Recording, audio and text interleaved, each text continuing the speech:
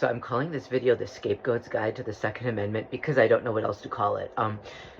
So this is actually for conservatives. Let's talk about scapegoats, right? What are scapegoats needed for? Okay.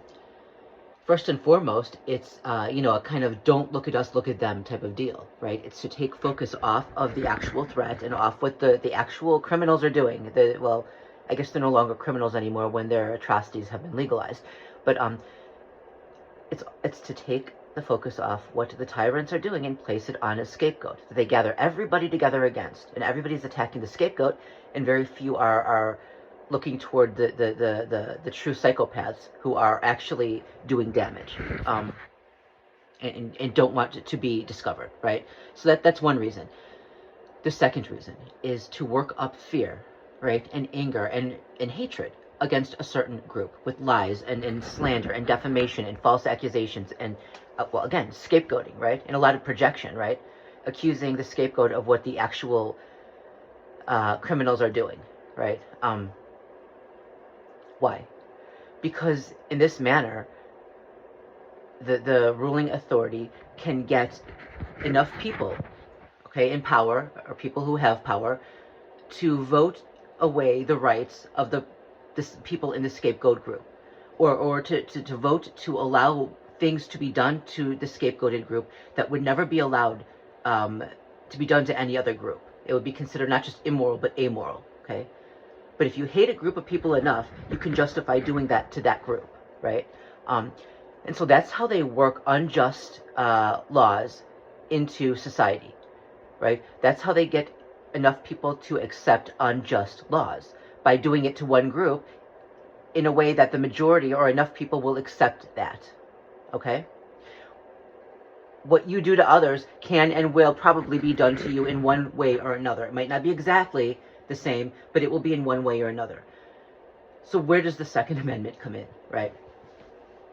You know, conservatives have been screaming forever about liberals trying to take away their Second Amendment rights, and that's just not true, right? Liberals are not trying to take away your Second Amendment rights. They've been trying to curb gun violence, right? But not disarm you.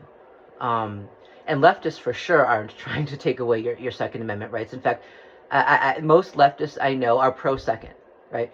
So here's the thing.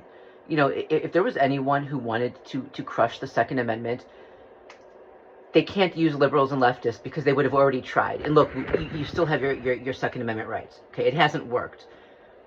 If the Second Amendment is going to be destroyed, it's going to be conservatives who do it. It has to be that way because they're the ones who work the hardest to defend it. Okay, it's typically conservatives who fight to uphold the Second Amendment in so much as they can. Okay, as soon as conservatives falter on this issue, the Second Amendment can go away. Right, it can be destroyed. So what happens? You can say, well, conservatives aren't going to end your gun rights. Think again. Think again. Let's take a scapegoat group, okay? It can be a group of people that the conservatives have been taught to fear, to hate, to see as a threat, the enemy, right? This is a created enemy. Now, what happens if a group of your own political activists, leaders who you trust, tell you that maybe Second Amendment rights should be taken away from that particular group? A lot of conservatives are going to go along with that, aren't they? And once it can be done to anyone, it can be done to everyone. Maybe not for the same way, right? So, for example, if you're a right-wing, cis-het male, your Second Amendment rights are not going to be taken away for being transgender because you're not transgender. But they can come up with another excuse, right? If mental illness is the excuse, they can accuse you of mental illness for a different reason. And I use that word intentionally, accuse, because when the consequences of being labeled mentally ill can involve being not just, discredited, but institutionalized, right? Sent away, locked away, or just simply having your right to self-defense taken away. Those are serious consequences that can lead to destruction and even death. So it is an accusation, right? And that accusation can be heaved at you too. Obviously not for the same issues that it's attached to other people. But you can be accused of mental illness too. At some point, before you do anything, and I can't believe I'm saying this because I'm not religious, but it does kind of go back to the golden rule, right? If you don't want something done to you, don't do it to others, because if you allow it to be done to others, if you set that precedent, at some point, in one way or another, it can be done to you.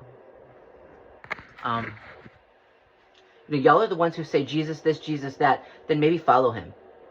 And don't treat others the way you wouldn't want to be treated, because when it comes to that, even what he said, and I'm not preaching, but everything is based on the golden rule. Literally everything is based around that. So, yeah. I can't believe I'm having to do this now, to stand up and defend the Second Amendment. But, because I've never had to do that with liberals, because they just can't, they're not going to get rid of it. But now we're at a point where the irony of the situation is so insane, because we're at a point where it's actually conservatives, the people who have always fought to maintain it, who are the most likely to be used in order to destroy it. And this just keeps happening over and over again with one issue after another after another. It's getting ridiculous. So yeah, if you don't want your own rights taken away, don't vote away other people's rights. You can come up with any excuse you want. Someone else can come up with an excuse to do it to you too. So, cheers.